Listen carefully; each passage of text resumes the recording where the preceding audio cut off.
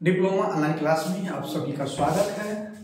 स्वागत के साथ ही साथ हमें आशा और विश्वास करते हैं कि आप स्वस्थ होंगे और पढ़ाई लिखाई में मस्त होंगे। पढ़ाई लिखाई में मस्त नहीं, पढ़ाई लिखाई में व्यस्त होंगे। तो आइए, आज का हमारा जो टॉपिक है वह है कि सूत्र का निगमन।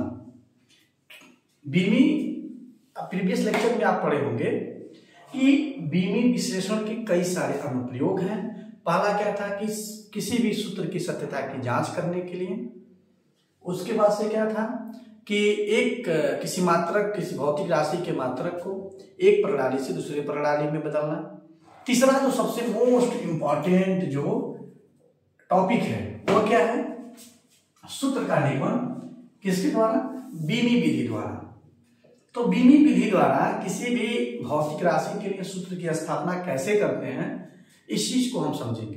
देखिए, विज्ञान में या भौतिक विज्ञान में जितने भी सूत्र होते हैं उन सभी सूत्र का जो निगमन है हम बीमी विधि से कर सकते हैं।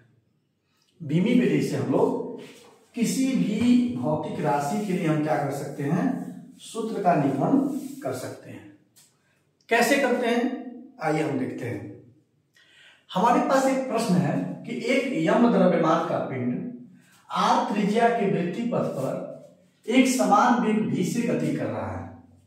उस पर कार्यरत अभिकेंद्र बल के लिए व्यंजक की स्थापना कीजिए। बल के लिए व्यंजक की स्थापना बीमी विधि द्वारा कीजिए। इसके लिए कई सारे और भी मेथड हो सकते हैं, लेकिन कह रहा है कि बीमी विधि द्वारा अभिकेंद्र बल के लिए व्यंजक की स्थापना करिए। थोड़ा सा हम बता देंगे कि अभिकेंद्र बल होता क्या है। आप जानते हैं कि जब कोई भी पिंड किसी वृत्ति पथ में गति करता है तो उसको क्या बोलता है, उसको कहा जाता है कि बीमी विधि द्वारा जो है हम किसी भी राशि का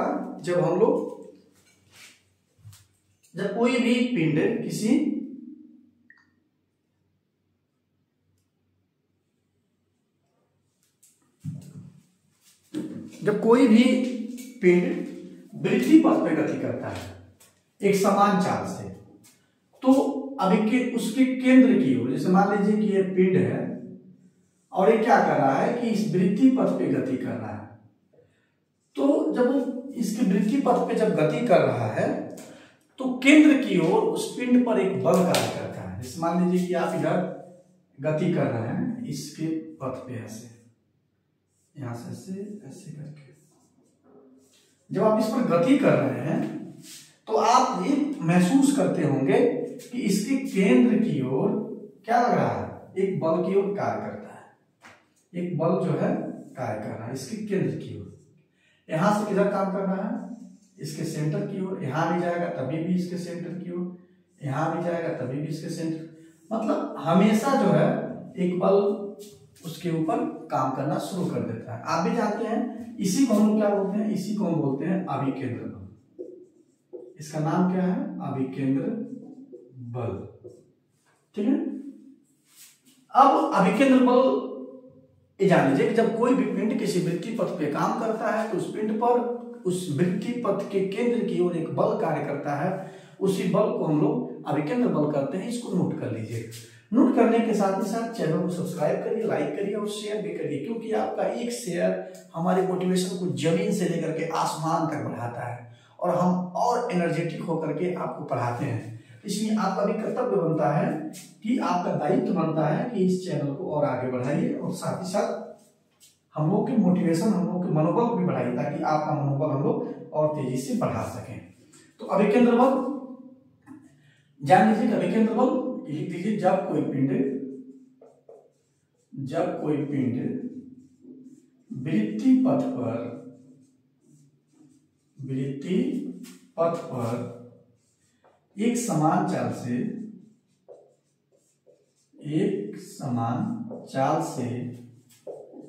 गति करता है तो समान चाल से गति करता है तो वृत्त के केंद्र की ओर, तो वृत्त के केंद्र की ओर एक बल कार्य करता है, एक बल कार्य करता है जिसे अभिकेंद्र बल कहा जाता है, जिसे अभिकेंद्र बल कहा जाता है या कहते हैं, जिसे अभिकेंद्र बल कहते हैं, यही लिख लीजिए, जिसे अभिकेंद्र बल कहते हैं। ये रहा अभिकेंद्र बल। जैसे कि जब आप साइकिल चलाते होंगे तो जब आप मोड़ पे ऐसे घूमते हैं तो क्या होता है, आप मोड़ की ओर झुक जाते हैं, ऐसा अभिकेंद्र बल के कारण होता है। अभी मत कहिएगा किसी घर का आप चक्कर लगाते हैं तो क्यों लगाते हैं, वहां भी कोई ना कोई एक आकर्षण होता है। तो घर का चक्कर वाला काम नहीं कि दिन भर किसी घर का चक्कर लगाना है ऐसे, तो वहां दूसरा बल होता है, उस बल के बारे में हम जानते हैं। यहाँ पे एक बल कार्य करता है, इसका नाम क्या है, अभिकेंद्र बल है। आइए देखिए हम इस सूत्र की तरफ, इस जो सवाल है इसकी तरफ पढ़ते हैं। देखिए जो यहाँ पे पिंड है, ये पिंड का द्रव्यमान कितना है, इस पिंड का द्रव्यमान है m, इस वृत्त की त्रिज्या कितनी है r, और इस पिंड जो जिस वेग से गति कर रहा है वो कितना है v, और जो इस पर लगने वाला बल है वो है F। इसका मतलब ये हो गया कि जो अभिकेंद्र बल है, अभिकेंद्र बल जब इस तरह का सवाल पूछे तो सबसे पहले ये देखना चाहिए कि किस भौतिक राशि के लिए हमें सूत्र का निगमन करना है। तो इस किताब में, इस प्रश्न में दे चुका है कि हमें अभिकेंद्र बल के लिए क्या करना है, सूत्र की स्थापना करना है। चलिए, तो अभिकेंद्र बल F के लिए अब हम अगला स्टेप पे देखेंगे, ये जो अभिकेंद्र बल F है वो किस किस राशि पे निर्भर कर रहा है। तो आप देख रहे हैं कि उसका जो द्रव्यमान है, द्रव्यमान पे निर्भर करेगा, उसके बाद से जो वृत्त की त्रिज्या है उस पर निर्भर करेगा, और जिस वेग से वो गति कर रहा है उसके ऊपर निर्भर करेगा। तो यहां से आप समझ सकते हैं कि जो अभिकेंद्र बल है वो तीन अलग अलग भौतिक राशियों पर निर्भर कर रहा है। वो कौन कौन सा है, वेग पर, वो कितने वेग से घूम रहा है, उसका द्रव्यमान कितना है, और उसका त्रिज्या कितनी है, जो वृत्ति पथ है उसका त्रिज्या कितना है। त्रिज्या आप सभी जानते हैं कि केंद्र से परिधि की जो दूरी होती है उसको हम क्या बोलते हैं, त्रिज्या बोलते हैं। तो आइए, जो अभिकेंद्र बल F है वो किस किस भौतिक राशि पे निर्भर कर रहा है, तो m द्रव्यमान पे, r त्रिज्या पे, और v वेग पर। इतना चीजें बाइफरकेट करने के बाद से आप लिखिएगा। जैसे मैं लिख रहा हूं सेम टू सेम ऐसे ही लिखना है कि माना अभिकेंद्र बल, माना अभिकेंद्र बल F पिंड के द्रव्यमान, पिंड के द्रव्यमान m के, पिंड के द्रव्यमान m के घात a पर, त्रिज्या r के, त्रिज्या r के घात, त्रिज्या r के घात b पर, और वेग v के घात c पर निर्भर करता है। आप सोच रहे होंगे कि सर आप ये क्यों लिख रहे हैं, तो मैं बता दूं कि ये प्रोसेस है, और इसी प्रोसेस से आप क्या करेंगे, सूत्र का निगमन करेंगे। तो आपको लिखना पड़ेगा कि माना अभिकेंद्र बल F पिंड के द्रव्यमान m के घात a पर, त्रिज्या r के घात b पर, और वेग v के घात c पर निर्भर करता है। ठीक है, तो आपने लिख दिया, अर्थात आप ऐसे लिखेंगे, अर्थात निर्भर का मतलब क्या हो गया कि हो सकता है कि वेग बढ़ने पर अभिकेंद्र बल बढ़ रहा, हो सकता है त्रिज्या बढ़ने पे अभिकेंद्र बल का मान घट रहा हो या बढ़ रहा हो। निर्भर का मतलब ये होता है, या हो सकता है कि उसका जो है त्रिज्या बड़ी हो तो आर की वैल्यू घटे या बढ़े। मतलब निर्भर करने का मतलब है कि अर्थात एफ प्रोपोर्शनल, एफ निर्भर कर रहा है किसके ऊपर। अभी हमने लिखा कि पिंड के द्रव्यमान एम के घात ए पर, त्रिज्या आर के घात बी पर और वेग v के घात c पे निर्भर करता है। ठीक है, इसको आप क्या करिएगा, अनुक्रमानुपाती का चिन्ह लगा करके लिख दीजिएगा। आप जानते हैं कि जब कभी भी अनुक्रमानुपाती के चिन्ह को हटाते हैं तो क्या लगा देते हैं, एक कांस्टेंट से गुणा कर देते हैं। तो यहाँ पे m के पावर ए, कहीं गुणा करते हैं, कहीं भाग करते हैं, कहीं जोड़ भी देते हैं। वो अलग अलग सवाल है, अलग अलग बताया जाएगा। लेकिन मान लीजिए कि यह प्रोपोर्शनल लिखा है, m के घात a, r के घात b और v के घात c। तो यह बराबर, जैसे ही प्रोपोर्शनल से हटाएंगे तो एक कांस्टेंट के लिख देंगे। इसको मान लीजिए इक्वेशन नंबर एक, और यहाँ पे लिखेंगे कि जहां के एक अनुक्रमानुपाती, जहां के क्या है, एक अनुक्रमानुपाती नियतांक है। आप यहाँ पे मान लेंगे कि जहां पे के क्या है, एक अनुक्रमानुपाती नियतांक है, इसको क्या मानेंगे, इसको आप इक्वेशन नंबर एक मान लेंगे। ठीक है, चलिए अब क्या करिए, दोनों पक्षों की बीमा लिख दीजिए। क्या करना है, दोनों पक्षों की बीमा लिख दीजिए। अब हम क्या लिखेंगे, यहाँ पर समीकरण एक के दोनों पक्षों की बीमा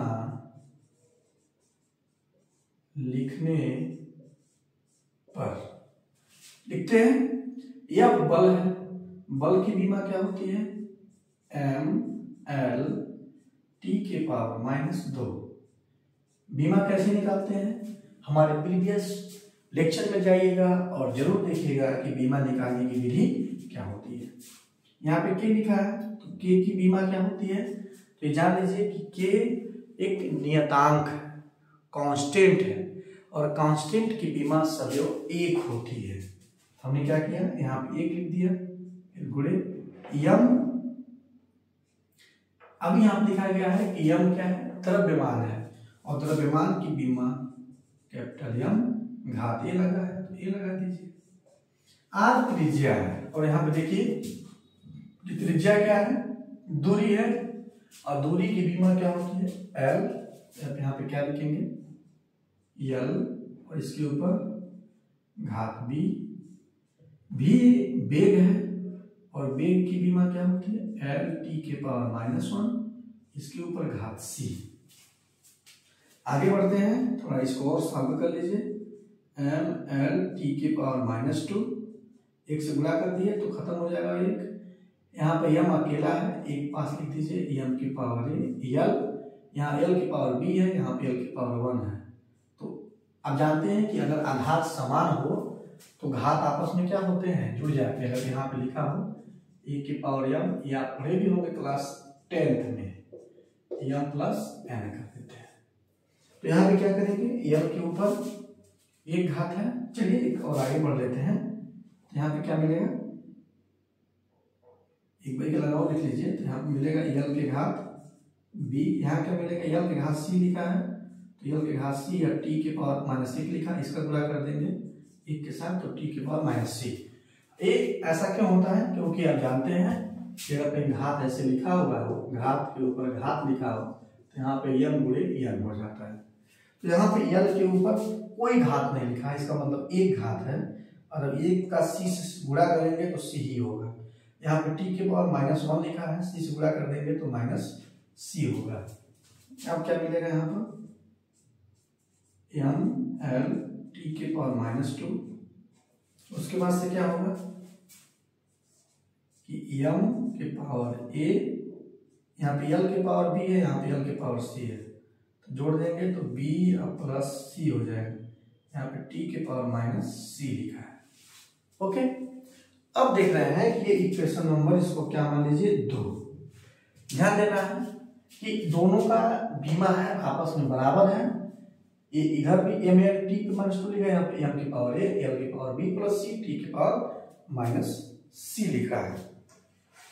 अब हम क्या करेंगे कि दोनों पक्षों की जो बीमाएं लिखी हैं उसका आपस में तुलना कर देंगे। आप करते जाइए, कॉपी पे लिखते जाइए।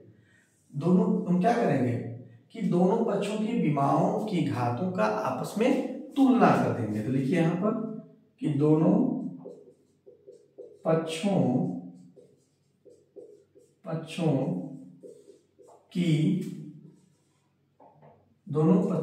की राशियों की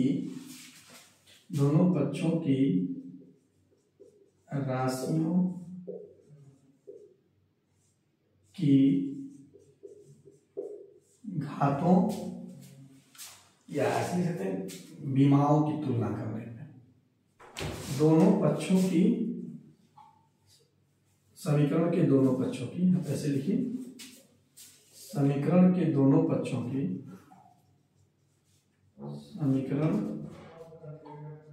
समीकरण की दोनों पक्षों की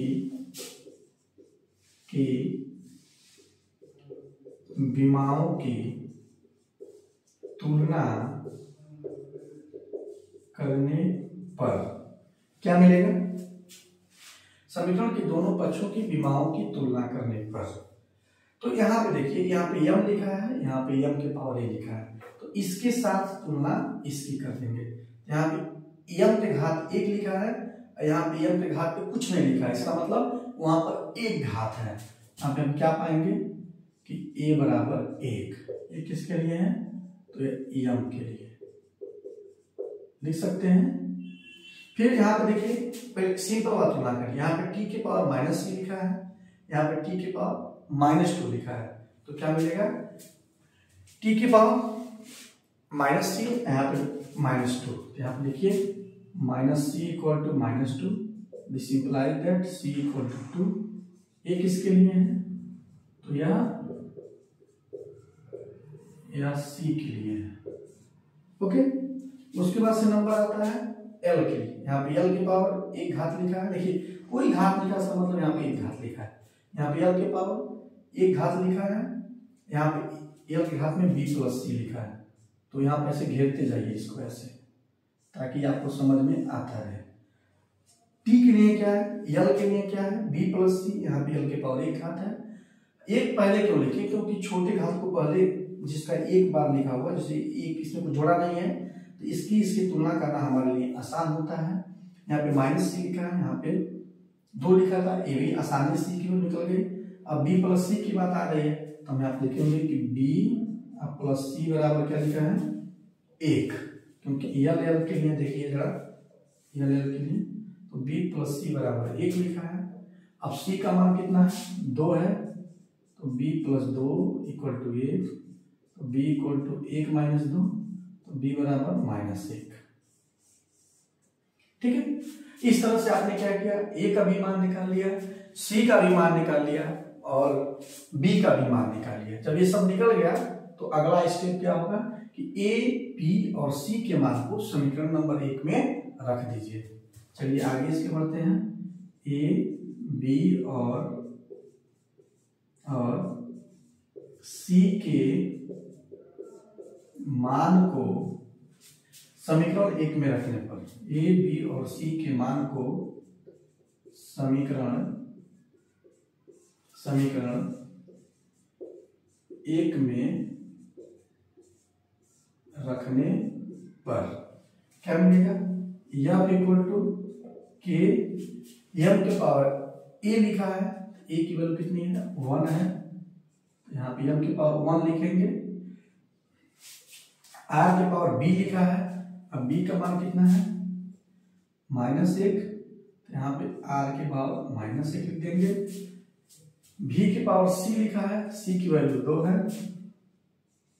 तो भी के पावर 2। देखिए अगर एम के पावर 1 लिखा है और प्लस घात है तो इसको लिखना जरूरी नहीं होता। यहाँ पे 1 मतलब ये वो अंडरस्टूड है कि वहां पे 1 है, तो क्या मिलेगा?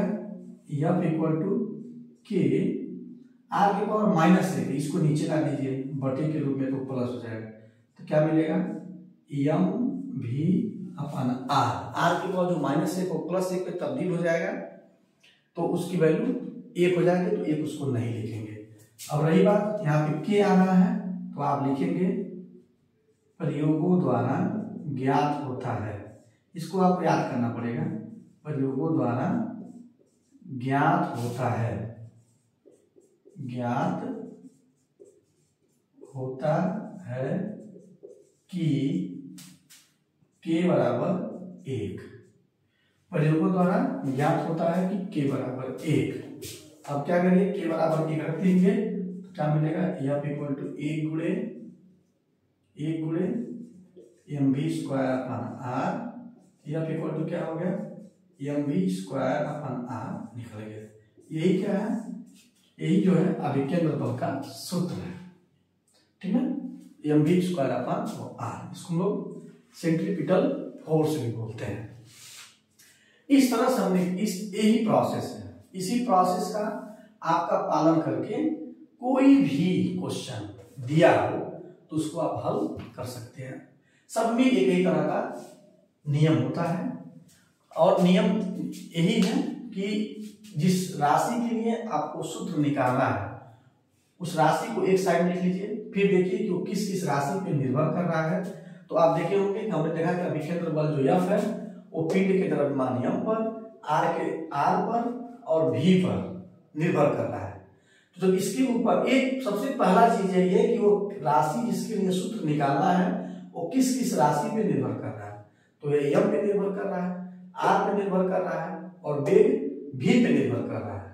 ये जब जान जाएंगे तो सीधे आप क्या कर लीजिए कि मान लीजिए कि जब वो निर्भर कर रहा है तो मान लीजिए कि एफ जो है एम के घात ए पे निर्भर कर रहा है, एफ जो है आर के घात बी पे निर्भर कर रहा है, एफ जो है कि भी के घात सी पे निर्भर कर रहा है। अब जब निर्भर कर रहा है तो अनुक्रमानुपाती का चिन्ह लगा के लिख दीजिए, फिर अनुक्रमानुपाती का प्रोपोर्शनलिटी का चिन्ह हटाएंगे तो के आएगा, फिर जहाँ के एक अनुक्रमानुपाती नियतांक है ये लिख दीजिएगा समीकरण एक के, इधर भी इसका बीमा लिखिएगा, ये जो भी राशि लिखी हुई इधर का बीमा लिखिएगा, फिर इनको अलग अलग तोड़ करके घातों को जोड़ करके जैसे गणितीय फार्मूले का प्रयोग करके लिख दीजिएगा। फिर जो राशियां हैं इनके समीकरण के दोनों पक्षों की विमाओं की तुलना करिएगा तो a बराबर 1 मिलेगा, c बराबर 2 मिलेगा, b प्लस c बराबर 1 मिलेगा। चूंकि c का मान 2 है तो यहाँ पे c बराबर 2 रख दीजिएगा, फिर 2 को क्या करिए इस साइड में ट्रांसफर कर दीजिए तो -2 हो जाएगा, b बराबर -1 आएगा।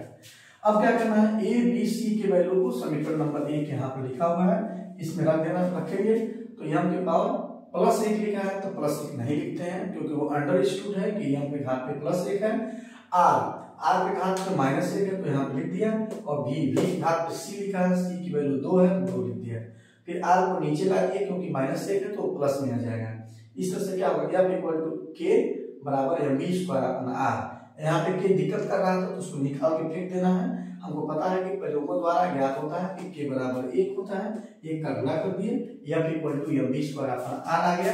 यही क्या है अभिकेंद्र बल का सूत्र होता है। और ये जो अभिकेंद्र बल को डिटेल में आप पढ़िएगा वृत्ति गति में, एक समान वृत्ति गति चैप्टर भी है उसमें आप इसको डिटेल में पढ़ेंगे कि अभिकेंद्र बल क्या होता है, क्यों हम किसी के केंद्र का चक्कर लगाते हैं, घूम गोल गोल घूमते हैं, ठीक है।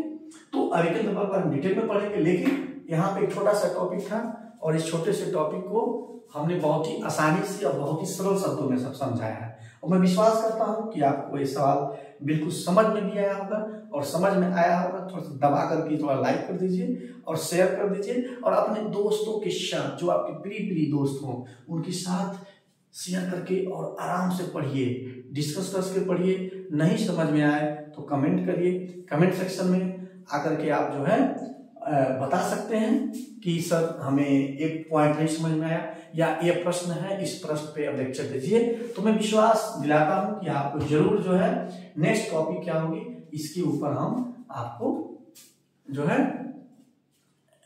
लेक्चर बना करके वीडियो जरूर अपलोड किया जाएगा। तब तक के लिए आप सभी के लिए बाय बाय। और आप वीडियो को ध्यान से देखिए और कॉपी कलम ले लीजिए। कॉपी कलम ले करके इसको नोट्स बनाते चलिए। नोट्स बनाएंगे तो आपको ज़्यादा फायदा होगा, और ज़्यादा फायदा होगा तो आप ज़्यादा नंबर गेन करेंगे। नंबर गेन ज़्यादा करेंगे तो मिठाई हमको भी खिलाइएगा। ठीक है, तब तक के लिए हम लोग बाय बाय, और आप इसको नोट कर लीजिए।